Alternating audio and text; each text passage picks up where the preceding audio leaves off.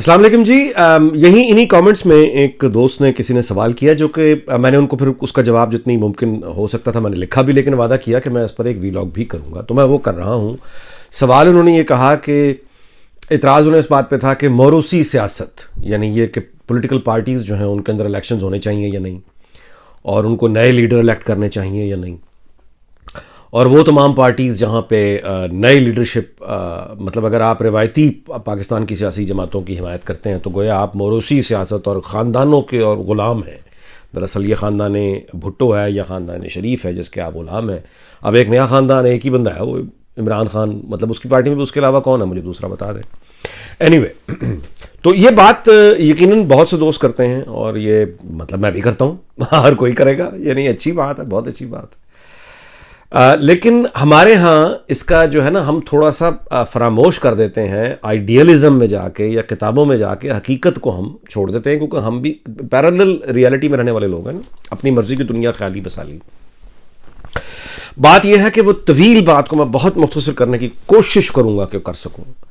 जमहूरियत जो है ना, ये जो मॉडर्न डेमोक्रेसी जिसको आप इस तरह से जानते हैं जो मगरिब में है, ये ऐसा नहीं है कि यहाँ पे जो बादशाह थे वो बादशाह बैठे और उन्होंने कहा कि चलो बस ठीक है, हमने तो बहुत बादशाहत कर ली और अब लोगों को इख्तियार दे दिया जाए। ठीक है, ऐसे नहीं हुआ। ये बेसिकली इकोनॉमी आपको देखना पड़ेगा कि जब तक एग्रीकल्चरल एक सिविलाइजेशन दुनिया की सिर्फ खेतों पे खड़ी हुई थी, फलों पे खड़ी हुई थी और गधों घोड़ों खच्चरों पे खड़ी हुई थी, जिन दोनों यानी वो तलवारें और नेज़े और इस तरह की यानी जंगें हुआ करती थीं, और एक सेटल्ड सोसाइटीज़ यानी इस तरह से थीं कि एक तरफ से बादशाह है, चर्च है और जागीरदार है। ठीक है, यानी चौधरी हो गए हमारे यहाँ और मुल्ला हो गया या पंडित हो गया, और उसके बाद ये कि बादशाह या राजा हो गया। हमारे यहाँ भी यही था। लेकिन जब यहाँ पे इंडस्ट्रीज़ लगना शुरू हुई और उसके बाद वो जो फैमिली का यूनिट था, वो जो एग्रीकल्चरल ज़रूरी तहजीब के दौरान जो ज़रूरी था, मतलब ये कि उस ज़माने में 6 या 7 भाई इकट्ठे होकर वो इसलिए भी रहते थे कि मोहब्बत थी, लेकिन इसलिए भी रहते थे कज़न इकट्ठे होकर क्योंकि उनकी ज़मीनें दुश्मन आके छीन लेते थे, मार देते थे उन्हें, तो वो अपनी हिफाजत के लिए भी इकट्ठे रहने पर मजबूर थे, क्योंकि उनका इकनॉमिक इंटरेस्ट एक खेत से वाबस्ता या एक बाग से या एक लैंड से वाबस्ता था। तो कहीं किसी दूसरे का बाहर जाने का सवाल ही पैदा नहीं होता। अगर कोई बाहर उनमें से कोई छोड़ के जाएगा अपना खेत, और वो जो फाके मर जाएगा या कुछ और करेगा। तो जब इंडस्ट्री लगी तो फैमिली यूनिट उस तरह से कायम नहीं रहा, तहजीब जो है उसने नई शक्ल अख्तियार कर ली, वो वाला यूनिट टूट गया। लोग शहरों में आके फैक्ट्रियों में मजदूरी करने लगे, खेतों से किसान उठ के यही मजदूर बने थे ना। तो वो जब सदियां लगी इसमें, लेकिन उसके बाद जब वो बहुत सदियां भी नहीं वैसे लगी, 300-400 साल, 250-300 साल लगे, वो पूरी दुनिया एक उस तरह की शेप अप हुई जिसमें डेमोक्रेसी फ्लरिश होती चली गई। और लोगों ने फिर वो यानी यहाँ इंग्लैंड में फ़ौज के 2 हिस्से हो गए थे एक ज़माने में। बादशाह की फ़ौज अलहदा थी और जो जमहूरियत उनकी फ़ौज अलहदा थी, उनकी फ़ाइट हुई है बड़ी लड़ाइयों के बाद। फाइनली इंतकाले इक़्तिदार का तरीका पुरअमन, ये इसके पीछे सदियों का तजुर्बा है कि फिर फाइनली जमहूरियत आई। अच्छा, उसके बाद जब यहाँ जमहूरियत आगे इस्टेब्लिश हो गई, और उसके बाद आप सारी ये कहानी मैं क्या आपको दोहराऊं कि वो 1721 में पहला प्राइम मिनिस्टर इंग्लैंड का आया था, उसका नाम था सर रॉबर्ट वॉलपॉल। 1721 पहला प्राइम मिनिस्टर ऑफ द मतलब हिस्ट्री में जो पार्लियामानी जमहूरियत का पहला प्राइम मिनिस्टर, उसका नाम था सर रॉबर्ट वॉलपॉल। 1721 में आया था और 21 साल ही वो इक़्तिदार में रहा। और उसके बारे में आज तक ही कहा जाता है कि उसके जो सबसे ज़रूरी काम थे वो यही थे कि वो बादशाह के जूते पालिश किया करता था, या बादशाह का एक अदना सा नौकर था, वो उसका नाम बस ठीक है वज़ीर आज़म था। तो 1721 का पहला सर रॉबर्ट वॉलपॉल से 2022 के बोरिस जॉनसन में बहुत तवील एक सफ़र है ना, जर्नी है। हम इस जर्नी को अपनी ज़िंदगियों में यानी मुकम्मल होना देखना चाहते हैं। हमारी ख्वाहिश ये रहती है जब हम इस तरह की बातें पाकिस्तान के बारे में करते हैं कि जो कुछ हमने किताबों में पढ़ा है कि पिछले 500 साल में मगरिब में ये हो गया, 600 साल में ये हो गया, हम ये चाहते हैं कि पाकिस्तान में वो सारा सफ़र 10 सालों में हो जाए या 20 सालों में हो जाए। तो अब मैं क्या तबसरा करूं इस बात पे। मौरूसी सियासत कहना बड़ा आसान होता है कि वो उसका बेटा या उसका बेटा या उसकी बेटी, वो जो कीमत अदा करते हैं, कभी आपने उस पर गौर किया? नंबर 1 तो ये कि कौन है इस दुनिया में जो अपनी मर्जी से अपने वालिदैन का इंतखाब करके आता है। तो उसका मतलब ये है कि वो जो एक मतलब है बिलावल भुट्टो जो दुनिया में आए, या बख्तावर आई या आसफा आई, क्या उन्होंने ये अपनी यानी कोई मर्जी थी? ऐसा कुछ नहीं है। क्या उन्होंने प्रिविलेजेस और पावर्स जो आते हैं हमारे जैसे मुल्क में हुकूमत के साथ, क्या उन्होंने उसका फ़ायदा नहीं उठाया? यकीनन वो फैमिली थे भाई। यहाँ भी प्राइम मिनिस्टर के बीवी बच्चे होते हैं, अमेरिका में भी प्रेसिडेंट के बीवी बच्चे होते हैं, लेकिन उस प्रिविलेजेस के साथ उन्होंने प्राइस भी पे की। माँ मतलब है, बाप को जेल में देखा, कई साल देखा, नाना को, यही कहानियां सुनते हुए बड़े हुए ना वो, कि नाना उनका जो है वो अब तो यानी पूरी दुनिया कहती है ना कि अदालती कत्ल था, मर्डर हो गया वो। माँ उनकी चली गई, बाप उनका जेल में रहा। तो अब आप उनसे कभी पूछ के देखें कि क्या उनके लिए ज़िंदगी सिर्फ फूलों का बिस्तर ही है? उनके अंदर इतनी तलखी क्यों है? क्यों वो अपनी जब रैली पे निकलता है बिलावल, क्यों ये लोग जान देने और लेने की बात करते हैं? इनको तो फिर ठंड प्रोग्राम मौज करना चाहिए, चिल करना चाहिए। क्यों इनके अंदर इतना गुस्सा है? इसलिए कि ये उन अजाबों से गुजरे हैं। और मरीम नवाज़ का भी जहाँ तक ताल्लुक है, इस पर भी आप ठंडे दिल से गौर करें। हमारी एक सोसाइटी है, अब एक वोट बैंक है जो नवाज शरीफ का वोट बैंक है, ऐसा ही है। अब आप ये कहेंगे कि ऐसा होना चाहिए नहीं, ओके फाइन, दलील बराए दलील, नहीं होना चाहिए, लेकिन करें क्या? है यही। अब हम एक ख्वाबों में चले जाएं और ये कहें कि हमें एक यानी कोई आसमानों से कोई उतरा है, तो मसीहाओं का दौर तो ख़त्म हो गया। मेरे भाई, ये एतराज़ करना कि मरीम नवाज़ सिर्फ इसलिए लीडर कल की बन रही है क्योंकि वो नवाज शरीफ की बेटी है, ये बात, इसको ज़रा दोबारा देख लें।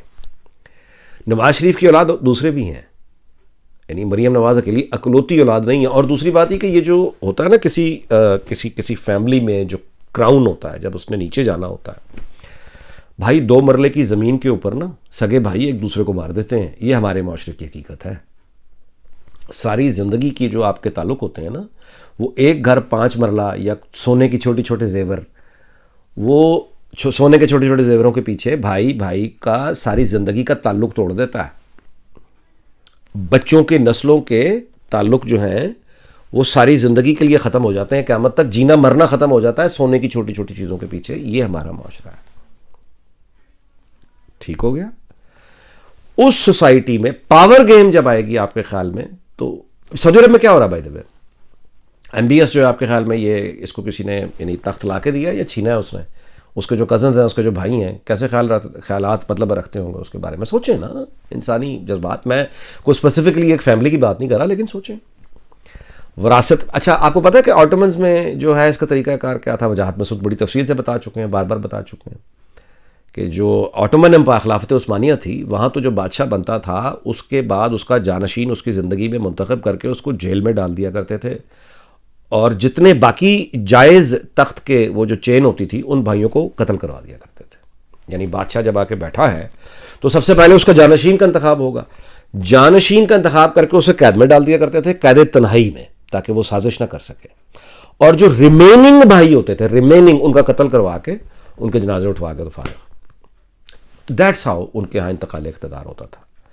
क्योंकि वो ये चांस, बादशाह ये चांस नहीं देता था कि मेरे खिलाफ कोई साजिश करे, क्योंकि इंतकाल इख्तिदार का तरीका ये कि ये मुझे मारेगा तो आएगा, तो मैं इसको पहले मार दूं। 7 साल का बच्चा, 2 साल का बच्चा, 12 साल का बच्चा, वो मार मार के वो अपना यानी पोटेंशियल थ्रेट हो सकता है उसको मार दिया करते थे। ये खिलाफत उस्मानिया है। ठीक हो गया?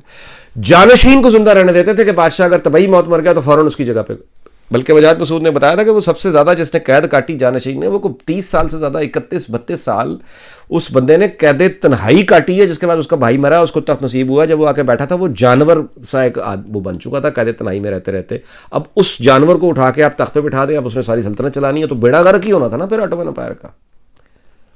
यानी हो गया बेड़ा गर्क, टूट गई, ख़त्म हो गई। और हम हिंदुस्तान में उस जज्बाती तकरीर उसकी तहरीक चला रहे थे। एनीवे, तो इन बातों को यानी अगर आप ये समझते हैं ना कि मरीम नवाज़ को बहुत आराम से इक़्तिदार यानी आगे मिल जाएगा, या पावर या वोट बैंक उनको शिफ्ट हो गया है, तो उसके लिए मैं आपको मिसाल दूंगा कि 2013 से 2018 तक का जो PMLN का दौर था, उसमें मियां नवाज शरीफ ने बतौर एक बाप के, जो कि मुझे नहीं समझ आता कि इसमें जुर्म क्या है कि एक आदमी हमारे माशरे में उसने इतना बड़ा एसेट आगे कहीं से किसी को ट्रांसफ़र करना। आपको याद है या नहीं है, लेकिन नवाज शरीफ एक मरतबा ये 2008 के बाद एक प्रेस कॉन्फ्रेंस में ऐलान कर चुके थे कि मेरा सियासी जानशीन हमज़ा शहबाज होंगे, क्योंकि वो मुशर्रफ के ज़माने में वहाँ अंदर भी रहे, जेल भी रहे, और वो सारी तकलीफ़ें भी उन्होंने काटी। लेकिन उसके बाद जब वक्त बढ़ता गया, आगे आगे देखा अब क्या करें, कि मतलब उनका प्लान ये बिल्कुल था, लेकिन क्या वैसे हो सका? नहीं। आप बता दीजिए, हमजा शहबाज आज खड़े हों, आपसे वोट मांग रहे हो, दूसरी जानब मरीम खड़ी हो, वो वोट मांग रही हो, तो आप किस तरफ मतलब जाए? क्राउड पुलर कौन है बता दें। तो अच्छा, वो जो 2013 से 2018 तक का मियां नवाज शरीफ का दौर है, उसमें अगर आप याद करें तो नवाज शरीफ ने अपनी हुकूमत की सारी ताकत और वो प्रिविलेज और सब कुछ जो होता है वो करने के बाद उन्होंने बहुत कोशिश की कि मरीम नवाज जो है वो एक स्टैब्लिश्ड हो जाएं as an icon. By the way, Benazir Bhutto के लिए भी बड़ी कोशिश की थी जुल्फ़िकार अली भुट्टो ने, और जुल्फ़िकार अली भुट्टो ने बल्कि उस ज़माने में पीटीवी पे बेनज़ीर भुट्टो को फॉरेन अफेयर्स पे एक पीटीवी पे प्रोग्राम उनको बड़ा शौक था करने का, वो एक ही एपिसोड गया, उसके बाद वो फिर उन्होंने दोबारा नहीं किया। लेकिन जुल्फ़िकार अली भुट्टो ने भी अपनी बेटी को शुरू से तैयार करना शुरू किया हुआ था। तो नवाज शरीफ ने भी ज़ाहिर है वो अपनी एफर्ट की और उनको एक बनाने की मतलब है, वो इनको एक मतलब गवर्नमेंट आ जाए, पार्टी आ जाए, थोड़ा पॉलिटिक्स आ जाए, वो नहीं बात बन सकी। यानी यही मरीम नवाज थी, वही नवाज शरीफ थे, लेकिन मरीम नवाज का वो वाला यानी जो स्टेचर है नेशनल लेवल पे वो नहीं बन सका। स्टेचर कब बना? जब ये हुकूमत से गए और ये अपने वालिद के साथ उनका हाथ पकड़ के पाकिस्तान वापस आ गई, और उसके बाद जिस जुर्रत, जिस हिम्मत, जिस दिलेरी का उन्होंने मुजाहरा किया है और जितने वक़ार के साथ उन्होंने सख्ती काटी है, माँ का जाना देखा, बाप को संभाल रही हैं, आगे निकल के मतलब है बहादुरी अच्छी लगती है ना हमें, तो मुझे बता देंगे कौन सी बहादुरी जो उसने नहीं दिखाई। मतलब है कि वो जो ट्रैवलिंग का कोर्ट पेशियां भुगतनी, फिर उसके साथ जलसे, फिर उसके साथ कंपेन्स, फिर उसके साथ मतलब है इस वक्त वो बतौर जमानत ही पाकिस्तान में बैठी हुई है ना, बाहर तो नहीं आ सकती। माँ सर पे नहीं है, बाप यहां है। तो जितनी आप ग्रोथ देख लें मरीम नवाज की, वो इन मुश्किलों में आई है। यानी ये जो लीडर बन के एकदम जिसे कहना चाहिए ना वो जो एक जगमग आई है, वो इन 3 सालों में आई है। इसके लिए इमरान खान और ये बाकी उनके साथी और उनके हमनवा, जिन्होंने बिला जवाज सख्ती करके, उसको ह्यूमिलिएट करके, सोशल मीडिया से उसकी मतलब है कैरेक्टर असैसिनेशन करवा के वो जितना बुरा उसके साथ सलूक किया, वो कौम ने देखा, वो हमदर्दियाँ सारी उनके साथ होंगी। आज का वीलॉग इस बात पर ख़त्म करते हैं कि मोरोसी सियासत के ऊपर ये इतना तवील मौजू है कि एक वीलॉग में ये मुमकिन नहीं है, ये बड़ी तवील गुफ्तगू है। लेकिन मैंने कोशिश की कि मैं थोड़ा थोड़ा करके आपको कॉम्पैक्ट करके इंस्टेंट एक इसका जवाब दे दूं। अगर फिर भी आप चाहते हैं कि इस पर मज़ीद आप बहस को आगे बढ़ाना चाहते हैं तो कमेंट्स में लिख दीजिएगा, मैं आपको मज़ीद तफसील से एक्सप्लेन कर दूंगा। आपका बहुत बहुत शुक्रिया। अगले वीलॉग में मुलाकात होगी। अपना ख्याल रखिएगा। अल्लाह हाफ़िज़।